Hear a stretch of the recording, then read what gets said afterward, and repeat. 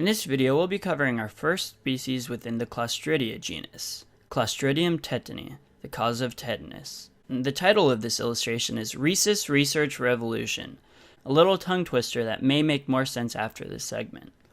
First, let's draw the scene. It's going to take place in a research lab, where people are doing experiments on rhesus monkeys.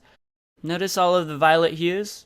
Well, they're not actually even there. It must be your subconscious telling you that the Clostridia genus is gram-positive. Man, your subconscious is smart. Let's draw our first researcher. You'll notice he's quite suited up. Of course, this is to protect him from the many diseases that they've given to their test monkeys, but it also has a particular meaning as well. The Clostridia are obligate anaerobes, meaning they cannot survive in the presence of oxygen. This gas mask this guy is wearing will be our symbol for obligate anaerobe, and we'll continue to use it in future drawings. All of the bacteria in the Clostridia genus are also spore formers, so spore forming and anaerobes. To remember the spore forming, we're going to draw the same spore symbol as we've used in the bacillus story, so we'll give the monkeys some walnuts to munch on. Walnuts for spores. Like most spore formers, Clostridium tetani is often found in soil, but in order for tetany to cause infection, it needs to get under the skin and into an anaerobic environment. So ideally, it would be inside of a puncture wound that has been closed off to air. So the classic association are puncture wounds caused by rusty nails or barbed wire. We have already drawn the barbed wire around the lab cage. Now we'll draw pots of soil and rusty nails on the ground to help you remember the reservoir and transmission of Clostridium tetani. So just be on the lookout if a construction worker or a child playing near a construction zone begins to develop neuromuscular symptoms. And now we'll talk more about these symptoms. Tetanus causes a spastic paralysis in which patients experience relentless muscle contractions leading to rigidity. This is in contrast to the flaccid paralysis you'll see with botulism. A common manifestation of tetanus infection is called rhesus sardonicus. Rhesus meaning to grin, and sardonicus, which is evil or malevolent, so an evil smile. And we've made our monkeys rhesus monkeys to remind you of the word rhesus, but we'll also draw a monkey grinning with his evil, mocking grin to show you the characteristic symptom. This often accompanies the well-known symptom of lockjaw, in which tense masseters prevent the jaw from opening. Tetanus can also present as opes thotinos, which is a characteristic extension and arching of the back due to powerful spasms of the back muscles. To help you remember this, we'll draw a monkey in this exaggerated position. Notice his arching back.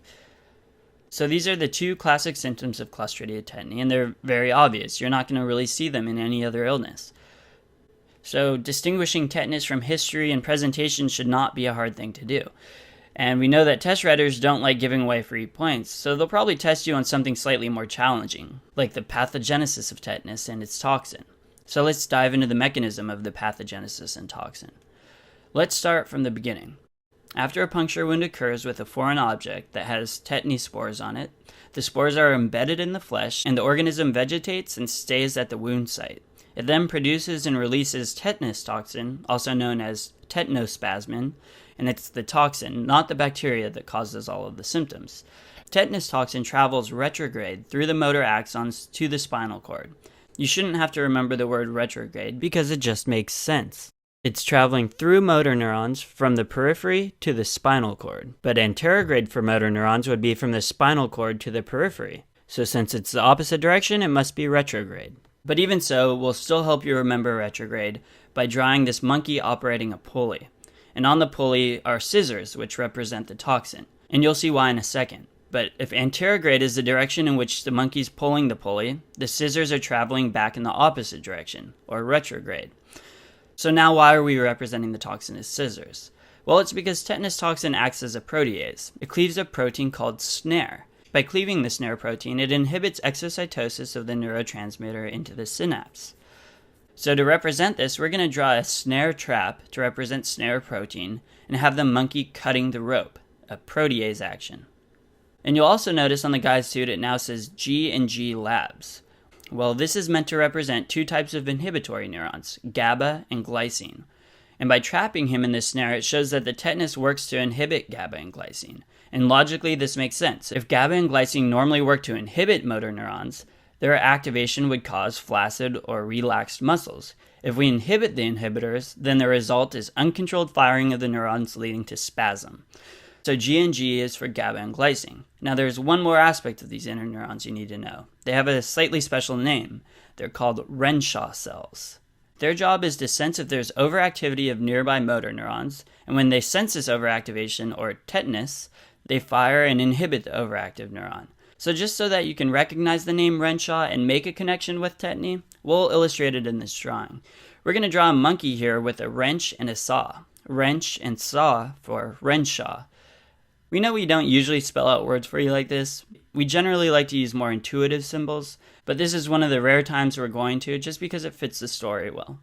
So one more time, just to drill this concept in. So look at this G and G researcher tied up on the right side over here, and picture GABA and glycine tied up in their vesicles, unable to be released because of the cleavage of the snare inside the axons of the inhibitory interneurons called Renshaw cells.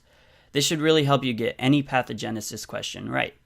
Finally, we also need to know a little bit about the tetanus vaccine. The vaccine is a toxoid vaccine, which means it's a toxin conjugated to a protein to increase immunogenicity.